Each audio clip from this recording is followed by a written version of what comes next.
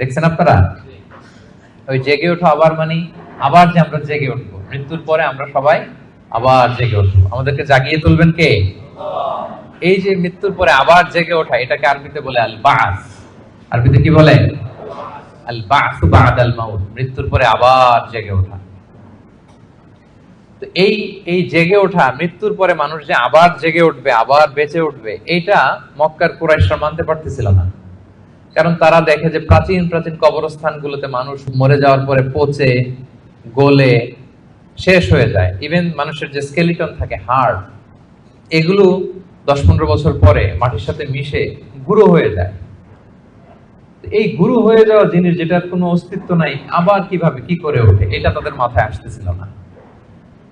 তো আস ইবনে ওয়াইল নামে এক মুশরিক, সে একটা পুরাতন কবরের ভেতরে সামান্য কিছু মানুষের হাড়, ওটাকে এরকম হাত দিয়ে মোচড় দেওয়ার পর এটা ডাস্ট হয়ে গেছে, পাউডার। আসলে মানুষের হাড়, মরে যাওয়া মানুষের হাড়, ওই পাউডারটা এনে রাসূল সাল্লাল্লাহু আলাইহি ওয়াসাল্লামের কাছে এনে এরকম একটা ফু দিয়েছে।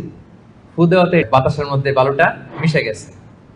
তো তখন আস ইবনে ওয়াইল বলে যে মাই ইউহিল ইযামা ওয়া হিয়া রামীম, মুহাম্মদ তুমি বলতেছো এই ডাস্ট থেকে আল্লাহ আবার এই মানুষটাকে বানাবে? এটা তো একটা মানুষের কঙ্কাল ছিল, এটাকে যে তোমার সামনে ফু দিলাম, এটা তো বাতাসে মিশে গেল। তুমি কি বলতে চাচ্ছ যে এইটাকে একদিন আল্লাহ আবার জীবিত করবেন? মাই ইউহিল ইযামা ওয়া হিয়া রামীম, এটা কিভাবে? হাউ কাম ইটস পসিবল, এটা কিভাবে সম্ভব? তো ধুলা হয়ে গেছে, বালি, মানুষ বলতে কোনো অস্তিত্বই নাই। আল্লাহ রাসূল সাল্লাল্লাহু আলাইহি ওয়াসাল্লাম বললেন যে হ্যাঁ, আল্লাহ তাআলা এই ডাস্ট থেকে, এই ধুলা থেকে, বালি থেকে এটাকে আবার পুনরায় জীবিত করবেন, যেমনি আল্লাহ প্রথম মানুষকে বানিয়েছিলেন। প্রথম আল্লাহ তাআলা যেভাবে বানিয়েছেন, সেই আল্লাহ আবার এটা থেকে ওই মানুষকে আবার রিকনস্ট্রাক্ট করবেন, রিবিল্ড করবেন, রিশেপ দিবেন, রিসেট করবেন, আবার আগের মতো তিনি এই মানুষকে তৈরি করবেন। তো এই সূরায় এটাই বারবার বোঝানো হয়েছে যে যিনি প্রথম মানুষকে বানাইতে পারলো, সে আল্লাহ কি মরে যাওয়ার পরে, পচে গলে যাওয়ার পরে আবার বানাতে পারবে না? আচ্ছা বলেন তো, কোন জিনিস প্রথমবার বানানো কঠিন না দ্বিতীয়বার বানানো কঠিন? কারণ প্রথমবার ফার্স্ট টাইম, কোনো এক্সপেরিয়েন্স নাই। প্রথমবার যেহেতু করে ফেলতে পারছি, এখন তো একটা এক্সপেরিয়েন্স হয়ে গেছে, কি বলেন? জানা হয়ে গেছে, একটা ধারণা হয়ে গেছে। দ্বিতীয়বার কি কঠিন লাগবে আর? আল্লাহ তাআলা বারবার বলেন যে যিনি প্রথমবার তোমাদেরকে বানায় ফেলতে পারলেন, তোমাদের তো কোনো অস্তিত্ব ছিল না, অস্তিত্বহীন একটা জগৎ থেকে আল্লাহ তোমাকে অস্তিত্বে আনলেন। আমরা ছিলাম ইন এক্সিস্টেন্স, এখন আমাদেরকে এক্সিস্টেন্সে আনলেন। আচ্ছা একটু খেয়াল করে বলুন তো, আজকে থেকে 100 বছর আগে আপনার কোনো অস্তিত্ব ছিল? আমার কোনো অস্তিত্ব ছিল? আমি যে আসবো দুনিয়াতে, যে আমার এই নাম হবে, এই গ্রাম হবে, এই পিতামাতা হবে, এই ফিচার হবে, এগুলো আমরা কেউ জানতাম? তো এই আমাদেরকে যেহেতু আল্লাহ তৈরি করতে পারলেন, অস্তিত্বহীনতার জগৎ থেকে অস্তিত্বে আনতে পারলেন, সে আল্লাহ আবার পুনরায় তৈরি করতে ওনার সমস্যা কোথায়? ওটা তো আরো সহজ, কি বলেন? আচ্ছা আজকে থেকে 200 বছর পরে ধরেন একজন মানুষ পৃথিবীতে যে আসবে, তার এখন কোনো অস্তিত্ব আছে? তার নাম, তার পরিবার, তার বংশ, তার কোনো অস্তিত্ব পৃথিবীতে নাই। কিন্তু এই লোকটা আসবে না পৃথিবীতে? তো অস্তিত্বহীন জগৎ থেকে আল্লাহ যখন অস্তিত্বে আনতে পারলেন, মরে যাওয়ার পরে, পচে যাওয়ার পরে তিনি আবার কেন উঠাতে পারবেন না? কেন পারবেন না? এবং আল্লাহ রাসূল সাল্লাল্লাহু আলাইহি সাল্লাম বলেছেন, মানুষের দেহে একটা হাড্ডির কণা আছে, ইন্না ফিল ইনসানি আযমুন লা ইয়াকুলুহুল আরদু আবাদান। একটা হাড্ডির কণা আছে যেটা কখনো মাটি বালু এটাকে খেতে পারে না, নষ্ট করতে পারে না। মিনহা ইউরাক্কাবুল খালকু ইয়াউমাল কিয়ামা, কিয়ামতের দিন এখান থেকেই মানুষের আবার পুনঃসৃষ্টি হবে। তো সাহাবারা বললেন আইয়ু আযমিন ইয়া রাসূলুল্লাহ, এই হাড্ডিটার নাম কি? আল্লাহ রাসূল সাল্লাল্লাহু আলাইহি ওয়াসাল্লাম বললেন আজবুদ জানাত, মানে টেইল বোন। ডাক্তারি ভাষায় এটাকে বলে কক্সিক্স। আমাদের যে শিরদাঁড়া আছে না, মেরুদণ্ড, এই মেরুদণ্ডের একেবারে নিচে ট্রায়াঙ্গেল একটা ত্রিভুজ আকৃতির ছোট্ট বোন পার্টিকেল আছে, এটা নষ্ট হয় না। হিন্দুরা যে শ্মশানে লাশ পোড়ায়, সব পুড়ে যায়, ওইটা পুড়ে না। আমরা যে কবরস্থ করি, কবর মাটি সব খেয়ে ফেলতে পারে, কিন্তু ওই ছোট্ট হাড্ডি কণিকাটা নষ্ট হয় না। ইভেন মানুষের মৃত্যু তো অনেক ভাবে হয়। বিমান দুর্ঘটনায় হলে জ্বলে ভস্ম হয়ে যায়, সাগরে জাহাজ ডুবি হলে মানুষ মরে, তিমি মাছের পেটে চলে যায়, তিমি ওইটাকে খেয়ে ডাইজেস্ট করে ফেলে, তার অস্তিত্বই থাকে না। কিন্তু ওই যে ছোট্ট কক্সিক্স টেইল বোন আজবুদ জানাব, এটা নষ্ট হয় না। আল্লাহ বলেন ওইটা থেকে কিয়ামতের দিন তোমাদেরকে আবার আমি পুনরায় সৃষ্টি করব। এইটাকে বলা হয় পুনরুত্থান, রেসারেকশন। পুরো সূরার মেইন কথা হচ্ছে এইটা। আপনাদের কাছে আগে ক্লিয়ার করে দিলাম যে ওরা যেহেতু বিশ্বাস করতে পারতেছিল না যে মানুষগুলো মরে যাওয়ার পরে 20 বছর 30 বছর পর কবরে তার অস্তিত্বই থাকে না, এই মানুষ আবার জীবিত হয় কি করে? আল্লাহ রাসূল সাল্লাল্লাহু আলাইহি ওয়াসাল্লাম বললেন যে না, এরাও জীবিত হবে। এবং আল্লাহ তাআলা এমন কথা বললেন যে তোমরা কি ভাবছো তোমাদের এই হাড় গোড়গুলো আমি রিঅ্যাসেম্বল করতে পারবো না? আরে তোমাদের the tips of your finger, তোমার আঙ্গুলের অগ্রভাগে যে এই যে কেমন আঁকি ঝুঁকি দেখা যায়, আঁকি বুকি দেখা যায়, এই যে যেটাকে আমরা আঙ্গুলের ছাপ বলি, ফিঙ্গারপ্রিন্ট, বাসমা, এইটাকে হুবহু আমি এক করে দিব। আল্লাহ বলেন এখন যে ফিঙ্গারপ্রিন্ট নিয়ে দুনিয়াতে তোমরা আছো, ফিঙ্গারপ্রিন্ট চিনেন তো? এই যে ইমিগ্রেশন পার করে যে মালয়েশিয়াতে ঢুকছেন, কি করছিলেন? ফিঙ্গারপ্রিন্ট দিয়েছেন না? সিম কার্ড নিতে গেলে কি করতে হয়? এই যে মেট্রিক অথেন্টিকেশনের জন্য এটা দিতে হয়। এরপরে আপনার ক্রিমিনাল ইনভেস্টিগেশনের জন্য লাগে। আপনি কোন বাড়িতে ডাকাতি করছে, তো সে যে ডাকাত যে দরজা খুলছে ওইখানে তার এই ছাপ থেকে যায়। সে যা যা টাচ করে সব জায়গায় ছাপ থেকে যায়। ফরেনসিক রিপোর্টের জন্য এই ফিঙ্গারপ্রিন্ট লাগে। আল্লাহ বলে এখন যে ফিঙ্গারপ্রিন্ট নিয়ে পৃথিবীতে ঘুরে বেড়াচ্ছ, মারা যাওয়ার পরে আবার যে পুনরায় জীবিত করব, একই ফিঙ্গারপ্রিন্ট নিয়ে দাঁড়াবো, ওইটা সহ আমি তোমাদেরকে তুলবো। তোমরা ভাবতেছো শুধু হাড়গোড়, তোমার কঙ্কালটাকে আমি রিঅ্যাসেম্বল করতে পারবো না, তোমার ফিঙ্গারপ্রিন্ট সহ আমি সেদিন দাঁড় করাবো। পৃথিবীতে প্রায় বর্তমানে 800 কোটি মানুষের বসবাস। কত কোটি? এই 800 কোটি মানুষের একজনের হাতের ছাপের সাথে, আঙ্গুলের ছাপের সাথে আরেকজনের ছাপের কোনো মিল নাই। 800 কোটি মানুষ, আপনার এই আঙ্গুলের ছাপের সাথে আঙ্গুলের মিল নাই। 10টা আঙ্গুলের কোনো আঙ্গুলের কোনো ছাপের সাথে অন্য আঙ্গুলের কোনো ছাপের মিল নাই। ইভেন একসাথে যে যমজ ভাই হয়, টুইন, তাদেরও একজনের ফিঙ্গারপ্রিন্টের সাথে আরেকজনের ফিঙ্গারপ্রিন্টের কোনো মিল হয় না। আল্লাহ বলে ওইটা সহ কিয়ামতের দিন আমি তোমাদেরকে তুলবো। তাহলে আল্লাহ যে আবার আমাদেরকে তুলতে পারবে, এটা কি আপনাদের বিশ্বাস হয়? নাকি এখনো একটু সন্দেহ আছে? সন্দেহ লাগে? সন্দেহের অবকাশ নাই প্রিয় ভাই এবং বোনেরা। এর কারণ যিনি অস্তিত্বহীনতার জগৎ থেকে আমাদেরকে অস্তিত্বে আনতে পারলেন, তিনি অবশ্যই পুনরায় আমাদেরকে জীবিত করতে পারবেন। এটা হচ্ছে সূরার মূল কথা। সূরার নাম কি যেন বলেছিলাম? সূরা কিয়ামা। কোরআনে মোট সূরা কয়টা? এই সূরাটা হচ্ছে 75 নাম্বার সূরা। কত নাম্বার? কোরআনে মোট পারা কয়টা? এটা 29তম পারায় অবস্থিত। এই সূরাটা মক্কায় নাজিল হয়েছে, ফলে এটা মাক্কি সূরা। বলুন তো কি সূরা? সবাই জোরে বলুন, কি সূরা? মাক্কি সূরা। মাক্কি সূরা। এই সূরার আয়াত সংখ্যা কত বললাম? 40। আয়াত সংখ্যা কত? 40। তাহলে ওভারঅল আপনি একটা ধারণা পেয়েছেন। সূরার ধারাক্রম হচ্ছে 75। কত পারায়? 29 পারায়, আয়াত সংখ্যা 40। আর সূরাটা মাদানী সূরা। কি সূরা? এবার নাজিলের সময়কালটা বলি। কখন নাজিল হয়েছে? মাক্কি যুগের একেবারে শুরুর দিকে, প্রাথমিক দিকে, প্রথম বছরই নাজিল হয়েছে। এবং নাজিলের প্রেক্ষাপট আমি বলেছি, লোকজন মৃত্যুর পরে যে আল্লাহ তাআলা আমাদেরকে পুনরুত্থান করবেন এটা মানতে চাইছিল না। তাদের কঠোর জবাব হিসেবে আল্লাহ তাআলা 40 আয়াত বিশিষ্ট এই সূরাটা নাজিল করেছেন। এবং এই সূরার সেন্ট্রাল থিম হচ্ছে পুনরুত্থান, রেসারেকশন, আবার যে আমরা উঠবো।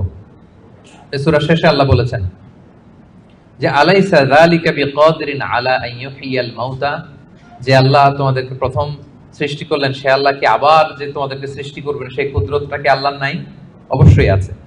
বালা কাদিরিনা আলা আন নুসাউইয়া বানানা, যেটা শুরুতেই বললাম যে বানান মানে হচ্ছে tips of your finger. Even এটাকেও সুবিন্যস্ত করতে পারবেন। হুবহু এইভাবে তিনি আমাদেরকে জীবিত করবেন। তাহলে তিনি যে আমাদেরকে আবার পুনরায় জীবিত করতে পারবেন, এতে কোনো সন্দেহ অবশ্যম্ভাবী, অনিবার্য। আমরা আবার জেগে উঠবো, আবার আমরা উত্থিত হব, আমাদের পুনরুত্থান হবে। ইব্রাহিম আলাইহিস সালামকে যখন এই আকীদা আল্লাহ শিক্ষা দিয়েছেন যে ইব্রাহিম, মৃত্যুর পর আমি সবাইকে জাগাবো, তো তিনি বললেন যে রব্বি আরিনি কাইফা তুহিল মাউতা, আল্লাহ আপনি কিভাবে জাগাবেন, মানে মৃতকে কিভাবে জীবিত করেন, একটু যদি দেখাইতেন আমাকে, আমার খুব ভালো লাগতো। কে বলতেছেন? কাইফা তুহিল মাউতা, আল্লাহ মৃতকে কিভাবে জীবিত করেন। আল্লাহ বলেন বলো কি ইব্রাহিম, আওয়ালাম তুমিন, তোমার কি বিশ্বাস হয় না?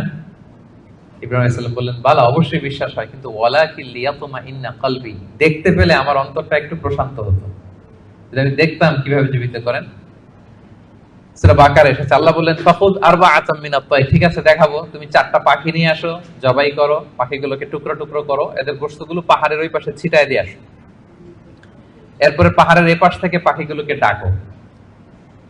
ইব্রাহিম আলাইহিস সালাম পাহাড়ের এই পাশ থেকে ডাক দিলেন। ডাক দেওয়ার সাথে সাথে আল্লাহ তাআলা মৃত ওই পাখির গোশতগুলোকে রিঅ্যাসেম্বল করে একসাথে জীবিত করে আবার ইব্রাহিম আলাইহিস সালামের সামনে এনে হাজির করে দিলেন। ইব্রাহিম ইসলাম দেখে আশ্বস্ত হলেন, তার হৃদয় প্রশান্ত হলো। তাহলে আল্লাহ তাআলা যে মৃতকে জীবিত করতে পারেন, এতে কি কোনো সন্দেহ আছে? শুরুতে আমরা বলেছি ইমানে মুফাসসালে আল্লাহ বলেছেন, আমাদেরকে জানিয়েছেন যে 7টা বিষয়ের উপর ঈমান রাখতে হয়। এর মধ্যে একটা হচ্ছে বল বাস বাদাল মাউত, মৃত্যুর পরে তিনি আমাদেরকে জীবিত করবেন, এটা আল্লাহর কুদরত। আচ্ছা, তাহলে সূরাতুল কিয়ামা নামকরণ কেন করা হলো, কোত্থেকে করা হলো? এই সূরার প্রথম আয়াতেই আল্লাহ তাআলা কিয়ামত শব্দটাকে উল্লেখ করেছেন।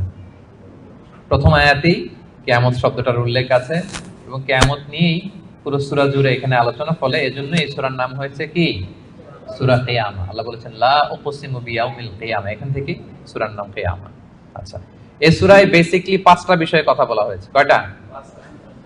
মোট 5টা সেকশন। এখন একটা জেনারেল ওভারভিউ শেয়ার করতেছি।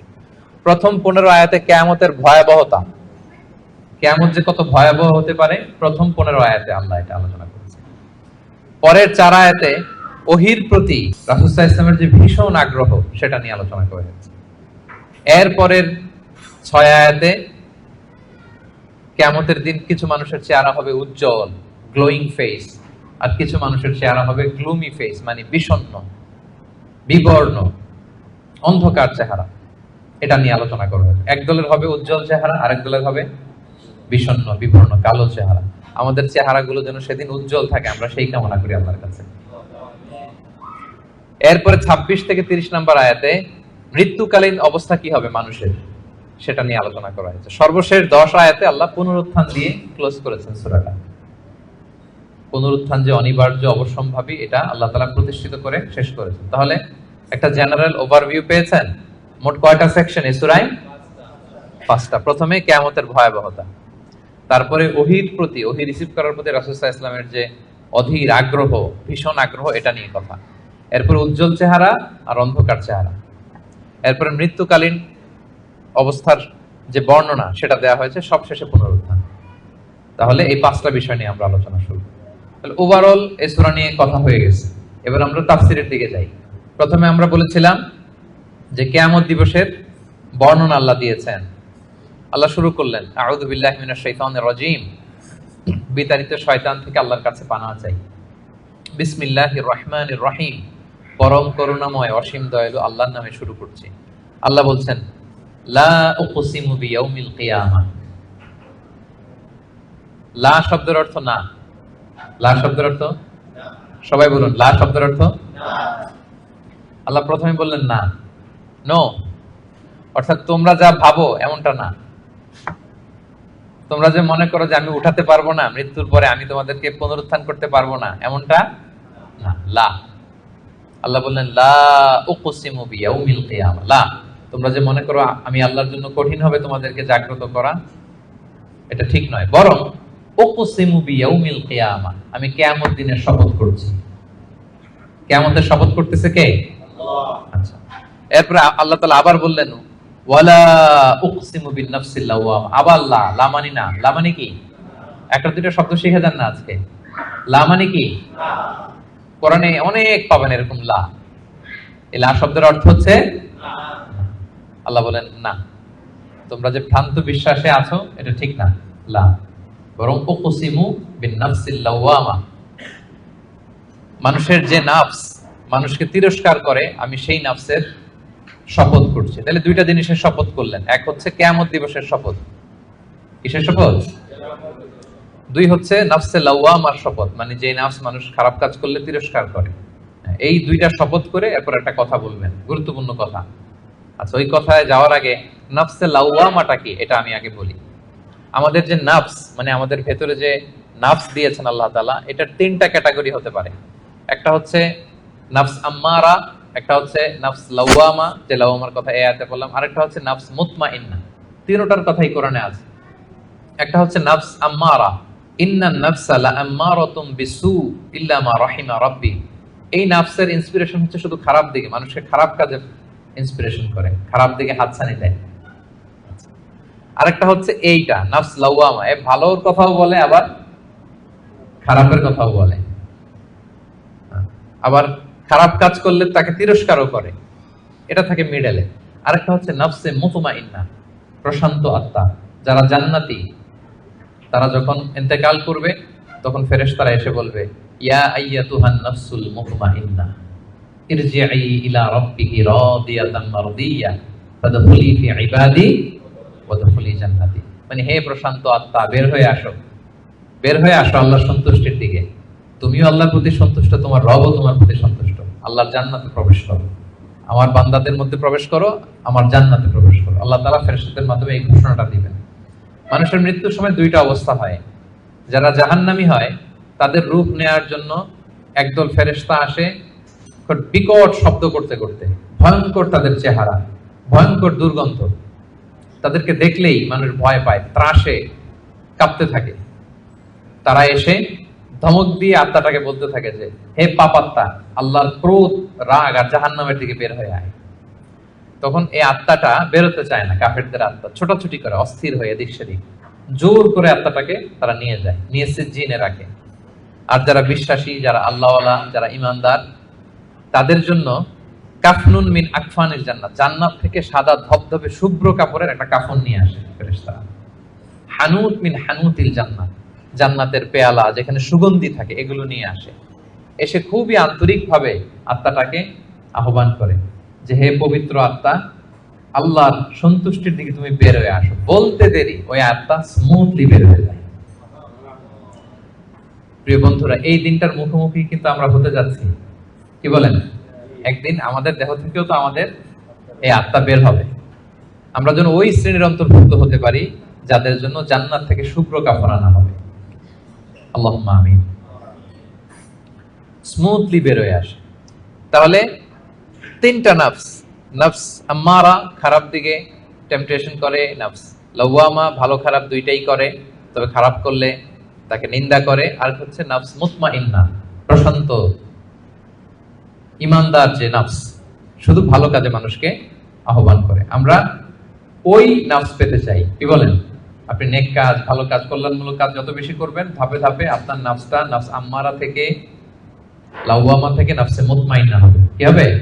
নফসে মুতমাইন্না। তাহলে দুইটা কসম করে আল্লাহ বললেন, আয়াহসাবুল ইনসানু আল্লান নাজমা ইদামা, মানুষ কি মনে করেছে তাদের দেহের হাড় গোড়গুলোকে আমি অ্যাসেম্বল করতে পারবো না? এটা ভাবতেছে তারা, যে তারা মরে গেলে তার দেহ পচে যায়, তার শুধু কঙ্কাল সারটা থাকে, শুধু দেহের হাড্ডি হাড় গোড় থাকে, এটাকে আমি জোড়া লাগাতে পারবো না, এটা ভাবতেছে?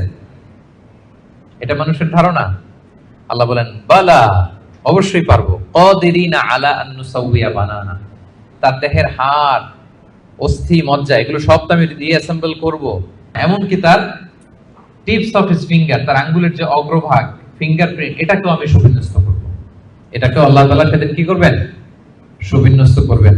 আমি আলোচনার শুরুতেই বলেছি যে আমাদের কারো ফিঙ্গারপ্রিন্টের সাথে অন্য কারো ফিঙ্গারপ্রিন্ট মিলে না। আল্লাহ তাআলা প্রত্যেকের এই ইউনিক ফিঙ্গারপ্রিন্ট গুলো সহ তাদেরকে কিয়ামতের দিন উঠাবেন। বাঁচার কোনো উপায় নাই, আল্লাহ তাআলা উঠাবেনই। এক লোক, বনি ইসরাইলের সময় এক লোক তার ছেলে মেয়েদেরকে, হাদিসে এসেছে, বলেছিল যে আমি এত পাপ করেছি, আমি মারা যাওয়ার পরে আমার বডিটা আগুন দিয়ে তোমরা জ্বালায় ভস্ম করে দিবা। এরপর যে ছাই হবে, এই ছাই, কিছু ছাই সাগরে নিক্ষিপ্ত করবা, আর কিছু ছাই তোমরা বাতাসের মধ্যে ছিটাই দিবা, যাতে আল্লাহ আমারে আর জোড়া লাগাতে না পারে। বুদ্ধি দেখছেন? তার ধারণা যে আমি এত পাপ করেছি, এমন শাস্তি আল্লাহ তাআলা শাস্তির মুখোমুখি আমাকে করবেন। কৌশল হিসেবে সে বলল, মৃত্যুর পরে আমাকে জ্বালিয়ে দিবা, আমার লাশের যে ছাই, এটা কিছু সাগরে কিছু বাতাসে দিয়ে দিবা। ছেলেরাও তাই করছে, মারা যাওয়ার পরে বাবার লাশ পোড়ায় ছাই কিছু সাগরে ছিটাই দিয়ে আসছে, কিছু বাতাসে ভাসায় দিয়ে আসছে। এখন এই লোকটা তার আল্লাহ জীবিত করতে পারবে না। কি বলেন? কি এবার একটু সন্দেহ তৈরি হয়েছে নাকি? পারবে? বালা কাদিরিনা আলা আন নুসাউইয়া বানানা, যে আল্লাহ ফিঙ্গারপ্রিন্ট সহ নিয়ে আসবেন, তিনি পারবেন না? পারবেন। এবং কিয়ামতের দিন তার সাথে কি ঘটবে সেটাও সহিহ মুসলিমে আসছে। আল্লাহ তাআলা তাকে আবার জীবন দিবেন। এবার তো বেচারা ধরা খেয়ে গেছে, তাকে তো আল্লাহ ঠিক আবার জীবন দিলেন। এবার আল্লাহ বলবেন, আচ্ছা তুমি এই কাজটা কেন করছিলা? মা হামালাকা আলা হাযা, এরকম ইউনিক ফন্দি বুদ্ধি আটছো কেন? লাশ পোড়ায় তোমার লাশ কিছু সাগরে দিবে ছাই, কিছু দিবে বাতাসে ভাসায় কেন? বলতেছে, ইয়া রাব্বি মাখাফাতু, আপনার ভয়, আপনার ভয়ে আমি এই কাজ করেছি। তো তার ওই করুণ রেসপন্সটা আল্লাহর কাছে এত ভালো লাগলো যে আল্লাহ আপনার ভয়ে, যে আপনি যে আমাকে শাস্তির মুখোমুখি করবেন, আপনার ভয়ে আমি এই বুদ্ধি করেছি। তার এই করুণ আর্তনাদের কারণে আল্লাহ তাআলা তাকে ক্ষমা করে জান্নাতবাসী করে দিলেন। তাহলে কোনোভাবেই এটা থেকে বাঁচার কোনো উপায় নাই। তিনি আমাদেরকে, আমরা যেভাবেই মারা যাই, যেখানে আমাদের অবস্থান থাকুক না কেন, তিনি আমাদেরকে কি করবেন? পুনরুজ্জীবন দান করবেন। তাহলে আল্লাহ তাআলা বললেন বালা কাদিরিনা আলা আন নুসাউবিয়া বানানা, তোমাদের যে ফিঙ্গারপ্রিন্ট এগুলোকে আমি একত্রিত করব। তাহলে এটা মনে রাখবেন যে ফিঙ্গারপ্রিন্টের কথা আল্লাহ তাআলা এই সূরা কিয়ামতে বলেছেন। কোন সূরায় বলেছেন? ফিঙ্গারপ্রিন্টের কথা বলেছেন। 1892 সালে আমরা প্রথম জানতে পারি, পৃথিবীবাসী একজন সায়েন্টিস্ট ফ্রান্সিস গ্যালটন তার নাম, সে প্রথম এটা বৈজ্ঞানিকভাবে আবিষ্কার করে যে মানুষের এখানে যে কিছু আঁকি ঝুঁকি আছে এগুলো একটার সাথে আরেকটা মিলে না। ফলে যেটা বললাম, বায়োমেট্রিক অথেন্টিকেশনের জন্য, ফরেনসিক রিপোর্টের জন্য বা ক্রিমিনাল ইনভেস্টিগেশনের জন্য তারা বৈজ্ঞানিকভাবে 1892 সালে এটা পৃথিবীতে এটা নিয়ে কাজ করা শুরু করছে। আর 1500 বছর আগে আল্লাহর কোরআনের ভেতরে এই ফিঙ্গারপ্রিন্ট, আঙ্গুলের ছাপের ব্যাপারে আমাদেরকে জানিয়ে দিয়েছেন কে? 1500 বছর আগে তিনি জানিয়ে দিয়েছেন যে বালা কাদিরিনা আলা আন নুসাউবিয়া বানানা, তোমাদের আঙ্গুলের ফিঙ্গারপ্রিন্ট গুলোকে আমি আল্লাহ একত্রিত করব। আল্লাহু আকবার। এরপর আল্লাহ তাআলা বললেন বাল ইউরিদুল ইনসানু লিয়াফজুরা আমামা, এগুলো যেন মানুষ পাপ করে, ভবিষ্যতে সে পাপ করতে চায়, তার মধ্যে অন্যায় প্রবণতা আছে। এবং আল্লাহ রাসূল সাল্লাল্লাহু আলাইহি সাল্লামকে ঠাট্টা করে তারা জিজ্ঞেস করতো ইয়াসআলু আইয়ানা ইয়াউমুল কিয়ামা, হে মুহাম্মদ তুমি যে বারবার বলো কিয়ামত কিয়ামত, কবে হবে এটা? কবে? ইয়াসআলু আইয়ানা ইয়াউমুল কিয়ামা, কবে হবে? কিয়ামতের ডেট জানার যে খুব আগ্রহ, এর জন্য না, ঠাট্টা করে বলে। কি করে? তুমি যে বলতেছো কিয়ামত হবে, কবে হবে? সাহাবারাও জিজ্ঞেস করতেন, কিন্তু ঠাট্টা করে জিজ্ঞেস করতেন না, ওনারা প্রস্তুতি হিসেবে জিজ্ঞেস করতেন। এক সাহাবী বলেন ইয়া রাসূলুল্লাহ মাতা সাআ, হে নবী কিয়ামত কবে হবে? আল্লাহ রাসূল সাল্লাল্লাহু আলাইহি ওয়াসাল্লাম বলেন ওয়া মাযা আ'দাদতা লিস-সাআ, কিয়ামতের জন্য তোমার প্রস্তুতি কি? তুমি এত কিয়ামত কবে হবে জানার জন্য উদ্গ্রীব হলে? তিনি বললেন আমার কোনো প্রস্তুতি নাই, ইল্লা আন্নী উহিব্বুল্লাহ ওয়া রাসূলা, আমি আল্লাহ এবং আল্লাহর রাসূলকে ভালোবাসি, এটাই আমার প্রস্তুতি। তখন রাসূল সাল্লাল্লাহু আলাইহি ওয়াসাল্লাম বললেন তুমি যে আল্লাহ আল্লাহ রাসূলকে ভালোবাসো, এই ভালোবাসাই তোমাকে জান্নাতে প্রবেশ করাবে। আবার রাসূল সাল্লাল্লাহু আলাইহি ওয়াসাল্লাম বললেন তুমি যাদেরকে ভালোবাসো তাদের সাথেই আল্লাহ জান্নাতে থাকবে। আনতা মা'a মান আহবাবতা, তুমি যাদেরকে ভালোবাসো তাদের সাথেই থাকবে, মানে নবীকে ভালোবাসো তো নবীর সাথেই আল্লাহর জান্নাতে তুমি বসবাস করবে। তো তারা টিটকারি করে বলতো ইয়াসআলু আইয়ানা ইয়াউমুল কিয়ামা, কবে হবে কিয়ামত?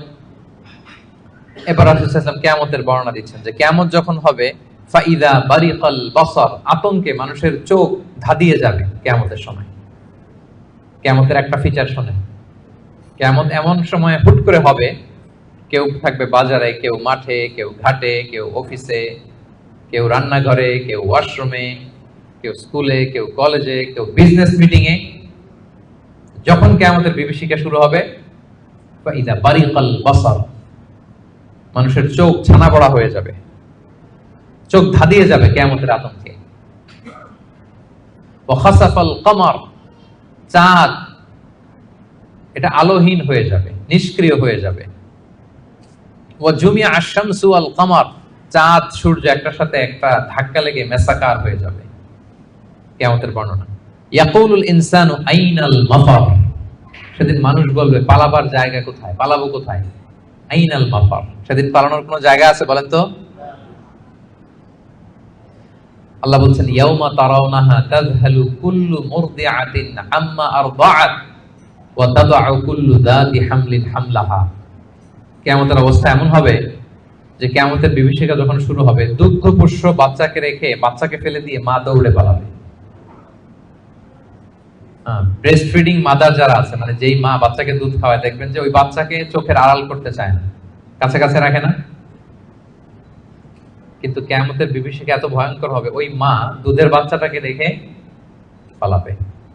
ওয়া তাদউ কুল্লু যাতি হামলিন হামলাহা, যত প্রেগন্যান্ট নারী আছে, 2 মাসের কনসিভ, 5 মাসের, 6 মাসের, 7 মাসের, half form baby, full form baby, মুহূর্তেই সব ডেলিভারি হয়ে যাবে ভয়ের চোটে। ওয়া তারান নাসা সুকারা ওয়া মা হুম বিসুকারা ওয়ালাকিন্না আযাবাল্লাহি শাদীদ, মানুষগুলো পাগলের মতো দৌড়াবে, পাহাড়গুলো তুলার মতো বিক্ষিপ্ত পতঙ্গের মতো নিক্ষিপ্ত হতে থাকবে, ছুটতে থাকবে। মানুষরা বলবে আইনাল মাফার, কই পালাবো। আল্লাহ বলেন খাল্লা লা ওয়াজার, সেদিন কোনো ঠাঁই নাই কারো, কোথাও পালানোর জায়গা নাই। ইলা রাব্বিকা ইয়াউমা ইযিনিল মুস্তাকার, সেদিন ঠাঁই দিতে পারবে শুধু একজন, তিনি কে? কিয়ামতের দিন আল্লাহর সুশীতল আরশের নিচে 7 শ্রেণীর ব্যক্তিকে আল্লাহ তাআলা ছায়া দিবেন। যেদিন আল্লাহর সুশীতল আরশের ঠান্ডা ছায়া ছাড়া ওই দিন আর কোনো ছায়া থাকবে। আমরা যেন ওই 7 শ্রেণীর অন্তর্ভুক্ত হতে পারি। আল্লাহ আমাদের তৌফিক দান করুক, আমরা পড়ি আমিন।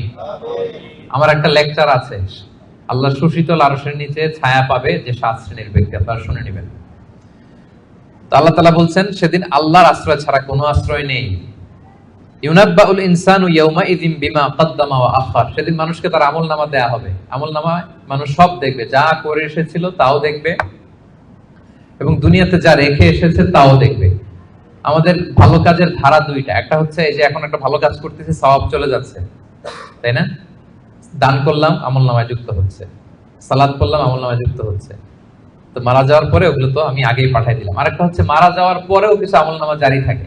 আপনি কিছু সাদাকায়ে জারিয়া করেছেন, চলমান সাদাকা, বা ভালো কাজের আদেশ দিয়েছেন, কোন একটা ভালো কাজ করার ব্যাপারে মানুষকে উদ্বুদ্ধ করেছেন। আপনি দুনিয়াতে নাই, কিন্তু আপনার কথা শুনে ইন্সপায়ার্ড হয়ে যারা ভালো কাজ করেছে তার একটা পার্সেন্টেজ সওয়াব কিয়ামত পর্যন্ত, এটা যদি দুনিয়াতে জারি থাকে, আপনার এই আমলনামাও জারি থাকবে। আল্লাহ আপনার আমলনামায় কি করবেন? ওটা ঢোকাতে থাকবেন, সাদাকায়ে জারিয়া। অনুরূপভাবে গুনাহে জারিয়াও আছে, এটা দুই ধরনের, একটা সাদাকায়ে জারিয়া আর একটা গুনাহে জারিয়া। এমন পাপ কাজ আপনি শিখাইছেন জগৎবাসীকে, তারা আপনি চলে যাওয়ার পরে ওই পাপ কাজ করতেছে, তাইলে ওই পাপের একটা পার্সেন্টেজ আপনার আমলনামায় যুক্ত হয়ে যাবে। তো আমলনামা আল্লাহ তাআলা দিবেন আমাদেরকে, ঠিক আছে, এবং দিয়ে বলবেন ইকরা কিতাবাকা কাফা বিনাফসিকাল ইয়াউমা আলাইকা হাসিবা, পড়ো, তোমার আমলনামা তুমি পড়ো। যদিও আমরা প্রত্যেকে আমাদের নিজেদের ব্যাপারে ভালো জানি, আমাদের কার কি অবস্থা জানি না। আমি যদি পাপ করি, জুলুম করি, অন্যায় করি, খারাপ কাজ করি, সমাজে যে লোকটা করে তার নিজের একটা জানা আছে না, জানাশোনা আছে না নিজের ব্যাপারে? তার যে কি হইতে যাচ্ছে কিয়ামতের দিন, তার তো একটা হিসাব আছে, কি বলেন? আর যে খুব আল্লাহওয়ালা, নামাজি, মুত্তাকি, নেককার, তার একটা হিসাব আছে না? তার তো একটা হিসাব আছে, ইনশাআল্লাহ আমি আমার সব ভালো কাজের প্রতিদানগুলো জমা হচ্ছে আমার, আমি আল্লাহর কাছে পাই টু পাই, বুঝে বুঝে পাবো এর রিওয়ার্ড, এর প্রতিদান। তো আল্লাহ বলবেন বালিল ইনসানু আলা নাফসিহি বাসীরা, মানুষ নিজেই তার ব্যাপারে ভালো করে জানে। যদিও আমলনামা দেয়া হবে, কিন্তু প্রত্যেকেই তার ব্যাপারে ভালো করে জানে। এইভাবে এই প্রথম 15 আয়াতে আল্লাহ তাআলা কিয়ামতের বিভীষিকাময় পরিস্থিতির কথা তুলে ধরলেন। 5টা সেকশনের প্রথম সেকশন, বড় সেকশনটা আমরা কভার করলাম। সবার কাছে ক্লিয়ার হয়েছে তো? আচ্ছা, দ্বিতীয় সেকশনে কি বলছিলাম?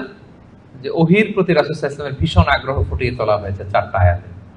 তো এই আয়াতগুলো যখন নাজিল হচ্ছিল, রাসূল সাল্লাল্লাহু আলাইহি ওয়াসাল্লাম সাথে সাথে পড়তেছিলেন। জিবরাইল আলাইহিস সালাম যখন নাজিল করে, উনিও পড়তে আরম্ভ করেন। কেন? উনি ভাবতেছেন যদি ভুলে যাই। কোন ভাবনা থেকে? যদি ভুলে যাই, সাথে সাথে মুখস্থ করতেছেন। তো আল্লাহ তাআলা আয়াত নাজিল করলেন যে নবী, যখন আমি কোরআনের আয়াত নাজিল করি, সাথে সাথে আপনি তড়িঘড়ি করে আয়াত্ত করবার জন্য পড়া শুরু করবেন না। আপনি শান্ত থাকুন, নীরব থাকুন, কেবল ঠায় তাকিয়ে থাকুন আর শুনুন। মুখস্থ করায় দেওয়ার দায়িত্ব আমি আল্লাহ নিয়ে নিলাম। কোরআনের একটি শব্দ, একটি অক্ষর আপনি ভুলবেন না, সবগুলোই আমি আল্লাহ নিজ কুদরতে আপনাকে মুখস্থ করাই দেব। এবং রাসূল সাল্লাল্লাহু আলাইহি ওয়াসাল্লাম মুখস্থ করেছেন, ঠিক কিনা? বলেন তো, পৃথিবীর সর্বপ্রথম কোরআনের হাফেজ কে ছিল? বলেন। মুহাম্মদ রাসূলুল্লাহ সাল্লাল্লাহু আলাইহি ওয়াসাল্লাম। ওনার উপরে তো কোরআন নাজিল হয়েছে, তো ওনার আগে কে কোরআনের হাফেজ হতে পারবে? পারবে কেউ? তিনি ছিলেন প্রথম হাফেজ। তো ওনাকে আল্লাহ তাআলা স্বয়ং নিজ দায়িত্বে মুখস্থ করে দিয়েছেন যে বালিল ইনসানু আলা নাফসিহি বাসীরা, মানুষ নিজের ব্যাপারে ভালো করেই জানে। ওয়ালাউ আলকা মাআযিরা, যদিও সে নিজের ব্যাপারে যত এক্সকিউজ সে হাজির করুক আল্লাহর কাছে। এরপর আল্লাহ বলছেন নবীকে লা তুহাররিক বিহি লিসানাকা লিতা'জালা বিহি, যখন কোরআনের আয়াত নাজিল হয় তাড়াতাড়ি করে পড়বেন না। ইন্না আলাইনা জামাআহু ওয়া কুরআনা, এটা আপনার হৃদয়ে জমা করে দেওয়ার, মুখস্থ করিয়ে দেওয়ার দায়িত্ব আমি আল্লাহ নিজে নিয়ে নিলাম। ফাইদা ক্বারানাহু ফাত্তাবি' কুরআনা, জিবরাইল যখন পড়বে শুধু খেয়াল করে শুনুন, বাকিটা আমার দায়িত্ব। সুম্মা ইন্না আলাইনা বায়ানা, এরপর এটার ব্যাখ্যা বিশ্লেষণ আমি আল্লাহ আপনাকে শিখাই দেব। এই 4 আয়াতে আল্লাহ তাআলা বুঝাতে চাইলেন যে রাসূল সাল্লাল্লাহু আলাইহি ওয়াসাল্লাম যে ওহী রিসিভ করার জন্য খুব উদ্গ্রীব থাকতেন, ওনাকে আশ্বস্ত করা হলো যে নবী আপনি চিন্তিত হবেন না। তাহলে 2টা সেকশন চলে গেল। 3 নাম্বার সেকশন কি বলেছিলাম? যে 2 ধরনের ফেজ থাকবে। কিয়ামতের দিন কিছু ফেস হবে উজ্জ্বল ফেস, গ্লোয়িং ফেস, তার বিপরীতে কিছু চেহারা হবে গ্লুমি ফেস, বিবর্ণ বিষণ্ণ চেহারা। তাদের কথা আল্লাহ বললেন। আল্লাহ বললেন কাল্লা বাল তুহিব্বুনাল আজিলা, বরং তোমরা এই দুনিয়ার জীবনকে বেশি প্রাধান্য দাও। মানুষের স্বভাব হচ্ছে আখিরাত, সেটা যে একটা বিশাল জগৎ, হাজার হাজার বছর অন্তহীন যে জগৎ, ওই জগৎটা নিয়ে আমরা খুব একটা টেন্স থাকি না, ওটা নিয়ে আমাদের প্ল্যান থাকে না। আমাদের প্ল্যান থাকে এই 40 বছর, 50 বছর, 60 বছর। অন্য আয়াতে আল্লাহ বলছেন বাল তুসিরুনাল হায়াতাদ দুনিয়া ওয়াল আখিরাতু খায়রু ওয়া আবকা, তোমরা দুনিয়ার জীবনকে প্রাধান্য দাও, কিন্তু এটা স্থায়ী জীবন নয়। স্থায়ী জীবন হচ্ছে আখিরাতের জীবন। আওয়াজ করে বলেন তো, স্থায়ী জীবন কোন জীবন? আখিরাতের জীবন। সেটাই বললেন কাল্লা বাল তুহিব্বুনাল আজিলা, তোমরা দুনিয়াকে প্রাধান্য দাও, এটাকে ভালোবাসো। ওয়া তাযারুনাল আখিরা, আর আখিরাতকে তোমরা ভুলে যাও। সেদিন মানুষের অবস্থা কি হবে শোনো, উজুহু ইয়াউমা ইদিন নাদিরা, সেদিন কিছু মানুষের চেহারা হবে গ্লোয়িং, সজীব, শ্যামল, উজ্জ্বল, উদ্দীপ্ত চেহারা, গ্লোয়িং ফেস। ইলা রাব্বিহা নাযিরা, তারা সেই চেহারা নিয়ে তাদের রবের দিকে তাকায় থাকবে। আল্লাহু আকবার। তাহলে বোঝা গেল জান্নাতীরা কিয়ামতের দিন আল্লাহ তাআলাকে দেখার সৌভাগ্য পাবেন। বলেন আমরা আল্লাহকে সচক্ষে দেখতে চাই কি চাই না? চাই। আমরা আল্লাহকে দেখছি কখনো? দেখি না। দেখে তার ইবাদত করি, তাকে বিশ্বাস করি, তার সামনে সেজদায় লুটিয়ে পড়ি, কিন্তু তাকে দেখি নাই। তো জান্নাতীদের সবচেয়ে বড় নেয়ামত হবে এইটা। আল্লাহ জান্নাতীদেরকে বলবেন, এই জান্নাতীরা, কোরআনে যা যা নেয়ামতের কথা বলছি সব পাইছো? সবাই বলবে আল্লাহ পেয়েছি, আরো ঢের বেশি পেয়েছি। সবাই খুব খুশি যে আল্লাহ যা যা বলছেন আমরা হিসাব মিলাই দেখছি যে সব আপনি দিয়েছেন, এর চেয়ে বেশি দিয়েছেন। একজন হাত তুলে বলবে আল্লাহ পাই নাই, একটা জিনিস পাই নাই। আল্লাহ বলবে ঘটনা কি সবাই, কারো কোনো কমপ্লেন নেই, তোমার আবার কি কমপ্লেন? তুমি পাও নাই বলতে কি পাও নাই? বলতেছে আল্লাহ আসলটাই তো পাই নাই। আসলটা মানে বলে যে আপনারাই তো পাই নাই। আপনার হেজাব থেকে আমরা কথা শুনতেছি, মানে পর্দার অন্তরালে, কিন্তু আপনাকে তো দেখি নাই। আপনার যে নূর, আপনার নূরের যে সৌন্দর্য, আপনার নিজের সত্তাকে যে আপনি গোপন করে রেখেছিলেন, ওই সত্তাকে তো আমরা এখনো উইটনেস করতে পারি নাই। এটা তো বাকি। আল্লাহ বলবেন হ্যাঁ এইটা বাকি, এটা আমি খুব জাঁকজমক ভাবে তোমাদেরকে দেখাবো। বিশাল জান্নাতের কনফারেন্স হলে সামনে নবীরা বসবেন, সিদ্দিক, শুহাদা, সালেহ সবাইরা বসবেন, আমরা ইমানদাররাও বসার সুযোগ পাবো সেদিন। এরপর আল্লাহ তাআলার যে পর্দা, নূরের পর্দা, এই পর্দাকে আল্লাহ উন্মোচিত করবেন জান্নাতবাসীদের জন্য। আল্লাহু আকবার। কিসের পর্দা? নূর মানে কি? আচ্ছা আমরা ঘরে পর্দা লাগাই কেন? কি বন্ধ করার জন্য? আমরা ঘরে যে কার্টেন লাগাই, পর্দা কি ঢাকার জন্য? আলো ঢাকার জন্য। কিন্তু আল্লাহর পর্দাটাই আলোর পর্দা, নূরের পর্দা। এরপর আল্লাহ তাআলা নিজেকে সেদিন প্রকাশিত করবেন। আল্লাহর নূরের এক ঝলক তিনি প্রকাশিত করবেন। জান্নাতীরা পাগলের মতো ওই নূরের ঝলকের দিকে বিমোহিত হয়ে তাকিয়ে থাকবে। এক সেকেন্ডের হাজার কোটি ভাগের অল্প সময়ের, সামান্য সময়ের জন্য এক ঝলক আল্লাহ নিজেকে প্রকাশিত করবেন, ওনার নূর দেখাবেন। জান্নাতীরা ওই নূর দেখে অপলক নেত্রে বিমোহিত হয়ে তাকিয়ে থাকবে পাগলের মতো, যে কি দেখলাম, এত সুন্দর, এত বড় নেয়ামত। কিন্তু সামনে কিন্তু আর নাই, ওই নূরের ঝলকানি কিন্তু আর নাই। এক ঝলক ওটা দেখেই এভাবে সব কোটি কোটি বছর কেটে যাবে এভাবে। আল্লাহু আকবার। উজুহু ইয়াউমাইদিন নাযিরা ইলা রাব্বিহা নাযিরা, কিছু উজ্জ্বল চেহারা সেদিন তাদের রবের দিকে তাকিয়ে থাকবে। আল্লাহ রাসূল সাল্লাল্লাহু আলাইহি ওয়াসাল্লাম বলেছেন যে ইন্নাকুম সাতারাউনা রাব্বাকুম আয়ানান, তোমরা কিন্তু কিয়ামতের দিন চাক্ষুষ আল্লাহকে দেখবে, সব জান্নাতীরা। এই কথা যখন রাসূল সাল্লাল্লাহু আলাইহি ওয়াসাল্লাম বললেন, সাহাবারা বললেন যে রাসূলুল্লাহ, আল্লাহকে সবাই একসাথে কিভাবে দেখবে? দেখতে কি ধাক্কাধাক্কি হবে না? তো রাসূল সাল্লাল্লাহু আলাইহি ওয়াসাল্লাম বললেন যে আকাশের চাঁদ উঠলে তোমরা কি ধাক্কাধাক্কি করে দেখো? বলেন যে আকাশে যখন চাঁদ উঠছে আমরা কি আরেকজনকে সরাই বলি ভাই একটু সরেন আমি দেখি? সরেন। যে যেখানে আছে সেখান থেকে কি করে? চাঁদকে উইটনেস করতে পারে, দেখতে পারে। তো তাহলে সচক্ষে আমরা সেদিন আল্লাহ তাআলাকে দেখতে পাবো। আওয়াজ করে পড়েন ইনশাআল্লাহ। তাহলে উজুহু ইয়াউমাইদিন নাযিরা ইলা রাব্বিহা নাযিরা, সজীব চেহারাগুলো আল্লাহর দিকে তাকিয়ে থাকবে। এটা হচ্ছে এক শ্রেণী। আরেক শ্রেণী হবে কি? ওয়া উজুহু ইয়াউমাইদিন বাসিরা, আরেক দলের চেহারা হবে কালো। ওই যে আমলনামায় তার সব খারাপ কাজের লিস্ট, তাদের চেহারা কি উজ্জ্বল হবে? কেমন হবে? বিষণ্ণ, বিবর্ণ, ডার্ক ফেসেস, গ্লুমি ফেসেস। তাযুন্নু আন ইউফআলা বিহা ফাকিরা, সে বুঝতে পারবে যে কঠিন বিপদ নেমে আসতেছে।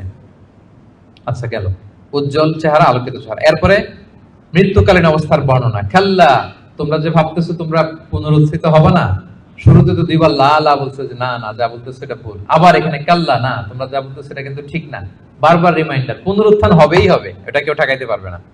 ইদা বালাগাতিত তারাকিয়া, মানুষের রূহ যখন কণ্ঠনালী পর্যন্ত পৌঁছে যায়, ওয়াকিলা মান রাগ, তখন মৃত্যুর একটা সিনারিও আল্লাহ তুলে ধরেছেন। তখন মানুষ সব শেষ চেষ্টাটা করে, মৃত্যু সজ্জায় যখন চলে যায় আমরা কি করি? লাস্ট চেষ্টাটা করি যে তাকে বাঁচানো যায় কিনা, কোনো রাকি আছে কিনা তাকে রুকিয়া করবে, কোনো ডাক্তার আছে কিনা তাকে শেষ চেষ্টাটা করবে। ওয়াযান্না আন্নাহুল ফিরাক, কিন্তু মৃত্যুগামী যে যাত্রী সে বুঝে যায় যে এটাই আমার লাস্ট ডেট দুনিয়ার। তার মানে যিনি মৃত্যুবরণ করে মৃত্যুর কিছু সময় আগে সে বুঝতে পারে যে আমি ছেড়ে যাচ্ছি এই পৃথিবী, আমি কি করতেছি? ছেড়ে যাচ্ছি। আচ্ছা, ওয়ালতাফাতিস সাকু বিসাক, এই দুনিয়ার কষ্ট বা ভয়াবহতার সাথে যুক্ত হয় আখিরাতের ভয়াবহতা। মানে আজকে দুনিয়ার শেষ দিন, এরপরে আমার শুরু হয়ে যাবে কি? আখিরাতের প্রথম দিন। ইলা রাব্বিকা ইয়াউমা ইযিনিল মাসাক, এবং মানুষকে তার রবের দিকে সেদিন নেওয়া হবে। আচ্ছা, মৃত্যুকালীন সংক্ষিপ্ত বর্ণনা শেষ। এরপর আল্লাহ শুরু করলেন সর্বশেষ যে সেকশনটা, সেটা যে পুনরুত্থান যে হবেই, এটা আবার তিনি শক্তভাবে মজবুতভাবে তুলে ধরলেন না এই সূরার একেবারে শেষ কয়েকটা আয়াতে। আল্লাহ বললেন ফালা সাদ্দাকা ওয়ালা সাল্লা, যারা কাফির মুশরিক, যারা আল্লাহকে মানে না, তাদের বৈশিষ্ট্য কি? ফালা সাদ্দাকা, তারা কিয়ামতকে সত্য বলে মানেও না, ওয়ালা সাল্লা, তারা সালাতও আদায় করে না, ওয়ালাকিন কাযযাবা ওয়া তাওয়াল্লা, তারা এটাকে মিথ্যা বলে, তারা মুখ ফিরিয়ে নেয়। একদল দেখবেন যে আপনি ভালো বললে মুখটা ফিরায় নেয়, যত উদাহরণ দিয়ে আপনি বুঝান সে ওটা মানবে না, সে ওইখান থেকে ইগনোর করে চলে যাবে। সুম্মা যাহাবা ইলা আহলিহি ইয়াতামাত্তা, সে গর্বভরে তার ফ্যামিলির কাছে যায়। মুফাসসিরিন ইকরাম বলেছেন, ইকরামা বলেছেন যে এর দ্বারা উদ্দেশ্য হচ্ছে আবু জাহাল। আবু জাহালকে যখন আল্লাহ রাসূল সাল্লাল্লাহু আলাইহি ওয়াসাল্লাম দাওয়াত দিচ্ছিল, যত ভাবে যুক্তি নির্ভর কথা রাসূল সাল্লাল্লাহু আলাইহি ওয়াসাল্লাম বলে, কিন্তু সে শোনে না, সে অহংকার করে চলে যায়। আউলা লাকা ফা আউলা সুম্মা আউলা লাকা ফা আউলা, তোমার জন্য ধ্বংস অনিবার্য। এরপর আল্লাহ তাআলা বলছেন আয়াহসাবুল ইনসানু আন ইউতরাকা সুদা, যে কথা দিয়ে শুরু করেছিলেন সেটা দিয়ে শেষ করতেছেন। কোরআনের কোনো কিছুই অমিল নাই। আপনি দেখবেন একেবারে সূরার শুরুতে যেই কথা, শুরুর কথার সাথে শেষের কথার মিল আছে, আবার এই সূরার শেষে যা বলছে আরেক সূরার শুরুতে মিল আছে, মানে সবটা ইন্টারকানেক্টেড, হাইলি ইন্টারকানেক্টেড। আল্লাহ বলছেন আয়াহসাবুল ইনসানু আন ইউতরাকা সুদা, মানুষ কি ভাবে যে তাকে এমনি এমনি ছেড়ে দেওয়া হবে কোনো পরীক্ষা ছাড়া? কিয়ামতের দিন হাত তুলে বলবেন আল্লাহ আমি তো ঈমানদার ছিলাম, আর আল্লাহ বলবেন যাও তুমি চলে জান্নাতে ঢুকে যাও, এরকম? আপনাকে কঠিন পরীক্ষার মুখোমুখি হতে হবে। আপনি যে আপনার ঈমানের দাবিতে সত্যবাদী, পদে পদে এটা প্রমাণ দিতে হবে। আলাম ইয়াকুন নুতফাতাম মিন মানিয়্যিন ইউমনা, আমাদের সৃষ্টি শৈলীটা কেমন ছিল আল্লাহ ওইদিকে আমাদেরকে একটু তাকাতে বলতেছেন যে দেখো তো তুমি কি ছিলা, আমি আপনি আমরা প্রত্যেকে আসলে কি ছিলাম যদি একটু খেয়াল করেন তো। আপনি আপনার ছোটবেলার কত বছরের কথা মনে করতে পারেন? আপনি স্মৃতি হাতরাতে হাতরাতে পেছনে গেলে মানে কত বছর বয়সের কথা আপনার মনে আছে দেখি? আপনার বয়স যখন 3 ছিল কোন স্মৃতি মনে আছে? 4, 5 কিছু? 5 বছর বয়সে আমরা ওই যে স্কুলে ভর্তি হই, তো তার আগের কিছু ঘটনা আমাদের খেয়াল থাকে, কিন্তু 3 বছরের কোন ঘটনা খেয়াল আছে? থাকতে পারে, কারো হয়তো থাকতে পারে, কিন্তু অধিকাংশই থাকে না। তো তার পিছনে যদি যান 2 বছর বয়সের, 1 বছর, আপনারই তো জীবন ওইটা, তো আপনার কিছুই তো খেয়াল নাই। আমারই তো জীবন, আমার পহেলা বছর, আমার দ্বিতীয় বছর, তৃতীয় বছর কি ছিল আমার খেয়ালই না। আচ্ছা তার আগে যদি যান 6 মাস বয়স, মায়ের বুকে দুধ খেয়ে যে বেঁচেছিলাম, কিছু মনে পড়ে? আচ্ছা তার আগে মায়ের পেটের 9 মাস একটা অন্ধকার জগতে যে ছিলাম, দেখেন তো স্মৃতি হাতরাতে হাতরাতে কিছু পান কিনা? হ্যাঁ, ধোঁয়াশা, কিছুই মনে পড়ে না। আল্লাহ বলে একটু তাকাও তুমি কই ছিলা। আলাম ইয়াকুন নুতফা, তুমি কি একটা সামান্য স্পার্ম ড্রপ ছিলা না, শুক্রাণু? মিন মানিয়্যিন ইউমনা, যেটা তোমার বাবার পৃষ্ঠদেশ থেকে তোমার মায়ের গর্ভের মধ্যে তুমি নিক্ষিপ্ত হয়েছিলে। বাবার পৃষ্ঠদেশ থেকে মায়ের গর্ভে তোমাকে আমি নিয়েছিলাম। ছোট্ট একটা মানে অনুবীক্ষণ যন্ত্র ছাড়া দেখা যায় না এই শুক্রাণু। এটা ছিলাম আমি, এটা ছিলেন আপনি, আপনার অস্তিত্ব তো এইটা, আমার অস্তিত্ব তো এইটা। তো আল্লাহ একটু ফিরে নিতেছে, দেখো কিভাবে তোমার ক্রিয়েশন মেকানিজমটা, কিভাবে অস্তিত্বহীনতা থেকে, বাবার পিঠ থেকে, মায়ের গর্ভে তুমি ছিলে একটা স্পার্ম ড্রপ, একটা ছোট্ট শুক্রাণু। সুম্মা কানা আলাকা, এরপরে তুমি হলা একটা আলাকা, জোকের মতো, জোক যেটা মায়ের জরায়ুর দেয়ালে লেগেছিল। আপনারা যারা এমব্রয়োলজি নিয়ে কিছু পড়াশোনা করছেন বা জানেন, অথবা আপনি সার্চ দিলেও দেখবেন যে আমাদের জন্মের আগে, জন্মের শুরুর দিকটা আমাদের কেমন ছিল। দেখবেন যে ছোট্ট, ওই যে বর্ষাকালে পানির মধ্যে ব্যাং ব্যাং যখন বাচ্চা দেয়, ব্যাঙ্গাচি দেখেছেন, শত শত কালো কালো ছোট, এরকম ছোট ছিলাম আমরা। আমার মায়ের জরায়ুর দেয়ালের মধ্যে আমরা ছিলাম। Blood clot. এটার পরে আল্লাহ বানালেন লিটল ফ্ল্যাশ, একটা ছোট্ট গোশতের টুকরা। হ্যাঁ, সেখানে আল্লাহ আমাদের স্কেলিটন দিলেন, এই যে আমাদের কঙ্কাল, আমাদের স্কাল দিলেন। হ্যাঁ, আমাদের নার্ভ সিস্টেম চালু করলেন, আমাদের হেয়ারিং সিস্টেম চালু করলেন, আমাদের এই যে হার্ট প্রথম পাম্প করলো, হ্যাঁ, সিস্টোলিক ডায়াস্টোলিক অলিন্দ নিলয় শুরু হলো। এই যে আপনি একটা হিউম্যান বেবি হিসেবে আত্মপ্রকাশ করলেন মায়ের পেটে। এই অন্ধকার মায়ের পেটের ভেতরে 3টা প্যাকেট ছিল ওখানে, যুলুমাতুন সালাস। এর ভেতরে আপনাকে তৈরি করেছে কে? স্মৃতি হাতে তো কিছু পাই না, এটা আল্লাহ স্মরণ করাই দিচ্ছে যে তোমার তো আর খেয়াল থাকবে না, আমি যে এত বিশাল বিশাল কাজ করছি, একটু শুনে নাও। যে বাবার পিঠ থেকে মায়ের গর্ভে গিয়েছিলে, 40 দিন ছিল এই শুক্রাণু, হাদিসে এসছে। তারপরের 40 দিন ছিল আলাকা, ব্লাড ক্লট। তারপরের 40 দিন ছিল লিটল ফ্ল্যাশ, ছোট্ট একটা গোশতের টুকরা। এরপর এক ফেরেশতা এসে তোমার মধ্যে রূহের ফুৎকার দিয়েছে। এরপরে এই যে সিস্টোলিক ডায়াস্টোলিক শুরু হয়েছে। আপনি যে প্রাণ ফিরে পেয়েছেন, একটা ফুল ফর্ম বেবি হচ্ছেন, এইভাবে আমি তোমাকে দুনিয়াতে এনেছি। এগুলো কেন বলতেছে জানেন? আল্লাহ বুঝাইতে চাইছে, যে আল্লাহ এইভাবে করতে পারে, সে আল্লাহ মরে যাওয়ার পরে, পচে যাওয়ার পরে, গলে যাওয়ার পরে, 1000 বছর পরে সে আল্লাহকে তোমাদেরকে উঠাতে পারে না? এটাকে বলে পুনরুত্থান, বল বাস বাদাল মাউত। ফাখালাকা ফাসাওয়া, সৃষ্টি করলেন, সুবিন্যস্ত করলেন।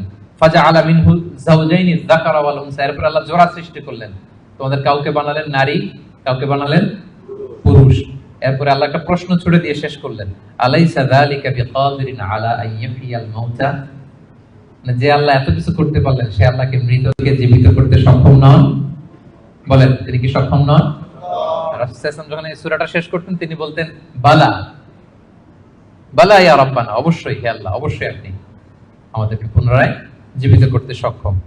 তাহলে এই 40টা আয়াতের মধ্য দিয়ে বেসিকলি আল্লাহ তাআলা তিনি যে আমাদেরকে আবার পুনরায় জীবিত করতে সক্ষম, এটা তিনি আমাদেরকে শিখিয়েছেন। তাহলে মারা যাওয়ার পরে আমরা যে আবার উঠবো, এই বিশ্বাসটাকে আজকে একটু মজবুত হয়েছে নাকি না আগের মতোই? আলোচনা শোনার আগে যে অবস্থায় ছিলেন, আলোচনাটা শোনার পরে কি বল বাস বাদাল মাউত, মৃত্যুর পরে যে আবার পুনরায় জীবিত হবে, এই বিশ্বাসটা আরেকটু মজবুত হয়েছে আপনাদের? সম্মানিত বন্ধুরা, এই সূরার মূল কথা হচ্ছে পুনরুত্থান, যে আল্লাহ তাআলা আমাদেরকে আবার জীবিত করবেন। আমাদের বিশাল এক জগৎ পড়ে আছে মৃত্যুর পরে, অনন্তকালের জগৎ, লাইফ আফটার ডেথ। আমাদের এই জীবনের ব্যস্ততা, আমাদের ফ্যামিলি, আমাদের সন্তান, আমাদের ব্যবসা, আমাদের ক্যারিয়ার, আমাদের নানা মোহের জালে আমরা এমন ভাবে আটকে আছি, ওই বিশাল জগতের কোনো প্ল্যানিংই নেই। ধরেন যে আপনি 2 মাস পরে দেশে যাবেন, একটা প্ল্যান থাকে না? টিকিট করো, এই করো, শপিং করো, এটা করো, দেশে আসতেছি, এই কত প্ল্যান। মাত্র 1 মাসের সফর। আর মৃত্যুর পরের সফরটা কতদিনের? বলেন, অনন্তকালের সফর নিয়ে আমাদের কোনো প্ল্যানই নেই।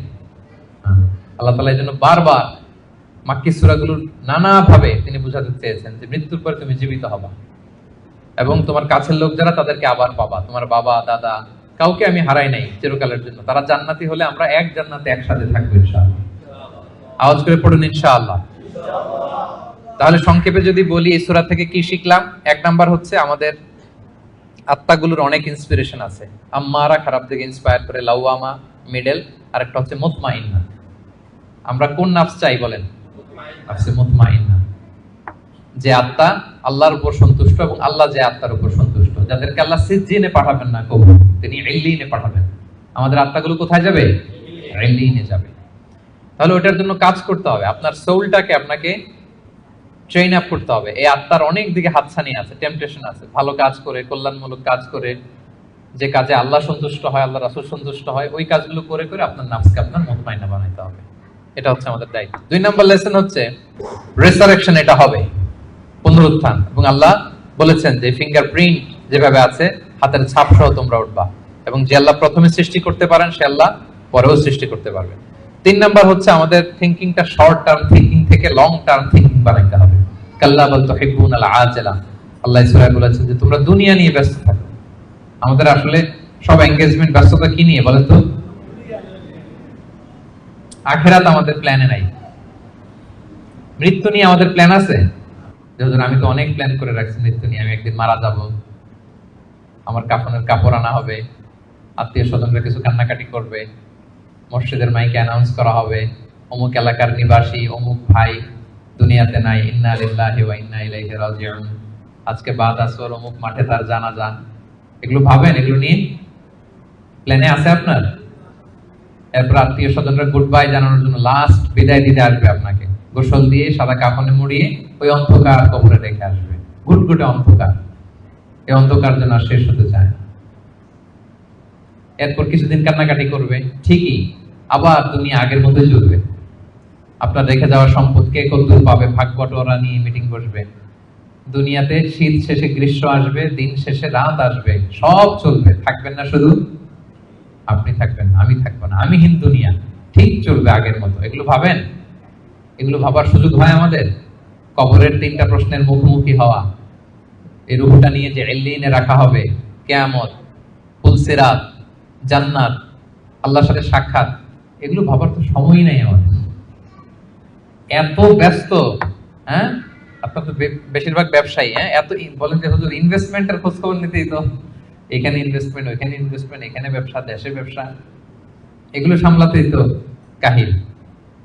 আল্লাহ বলেন কাল্লা বাল তুহিব্বুনাল আজিলা, তোমরা দুনিয়া নিয়ে টু মাচ এনগেজড, ওয়াতাযারুনাল আখিরা, এক অনন্তকালের বিশাল পথ যে পাড়ি দিতে হবে ভুলেই যাও তোমরা, বরং আখিরাতকে আমাদের প্রাধান্য দিতে হবে। মুমিন জীবন দুনিয়া কেন্দ্রিক না আখিরাত কেন্দ্রিক? বলেন। করব সব এখানে, কিন্তু প্ল্যান আখিরাত, যে ওইখানে কি কাজে লাগবে, ওইখানে যেন জিতে যাই, শেষ হাসিটা যেন ওখানে হাসতে পারি। এটা হচ্ছে মুমিনের বৈশিষ্ট্য। 4 নাম্বার হচ্ছে গ্লোয়িং ফেস, গ্লুমি ফেস। বলেন আপনার চেহারা সেদিন কিরকম হোক আপনি চান? গ্লোয়িং ফেস চান? তাহলে 5 ওয়াক্ত সালাত পড়তে হবে, কোরআন পড়তে হবে, যাকাত আদায় করতে হবে। 5 নম্বরে মৃত্যুর যে ওই সময়টা, ওইটা আমাদের জন্য fix. The most certain thing in our life is death, and the most uncertain matter in our life is the time of death. মৃত্যু হবে এটা আমরা জানি, কবে হবে জানি, সেদিনের জন্য যেন প্রস্তুত থাকি।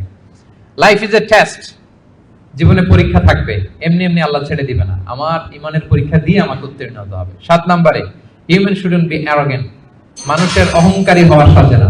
কারণ আল্লাহ আমাদের সৃষ্টির দিকে একটু তাকাতে বলছে, তোমার যে এত অহংকার, এত ক্ষমতার দাপট, তুমি পাওয়ারফুল এলাকায়, তোমার দাপটে কেউ কথা বলতে পারে না। তুমি কি ছিলা বলো তো? 3 বছর আগে কি হয়েছিল, তোমার বয়স যখন 3, মনেই করতে পারো না। মায়ের পেটে কি ছিলা, তার আগে কি ছিলা? ছোট্ট একটা তুচ্ছ পানির ফোঁটা থেকে আল্লাহ আমাদেরকে বানিয়েছেন। ওই মানুষ কখনো অহংকার করতে পারে না। সব শেষ কথা হচ্ছে রেসারেকশন ইজ এ মাস্ট, আমরা আবার জীবিত হব। মৃত্যুর মধ্য দিয়ে আমাদের সব শেষ হয়ে যাবে না, বরং বা'আস বা'দাল মাউত, মৃত্যুর পরে আবার আমরা পুনরুত্থিত হব এবং আল্লাহর সেই ট্রাইব্যুনালে আমাদেরকে দাঁড়াতে হবে। সেদিন যদি আমাদের ভালো কাজের মধ্য দিয়ে আল্লাহর কাছে আমরা নিজেদের ঈমানকে প্রমাণিত করতে পারি, তাহলে শেষ হাসিটা আমরাই হাসব ইনশাআল্লাহ। আমরা এখানে যেমনি একত্রিত হলাম, মৃত্যুর পরে আবার জীবিত হয়ে বিচার দিবস শেষে আল্লাহ জান্নাতুল ফেরদাউসের ভিতরেও যেন আমরা এভাবে একত্রিত থাকতে পারি। আল্লাহ আমাদের সবাইকে তৌফিক দান করুন। আজকে থেকে আপনার প্ল্যানের ভিতরে ব্যবসা বাণিজ্য ইনভেস্টমেন্টের পাশাপাশি কিছুটা সময় লাইফ আফটার ডেথ,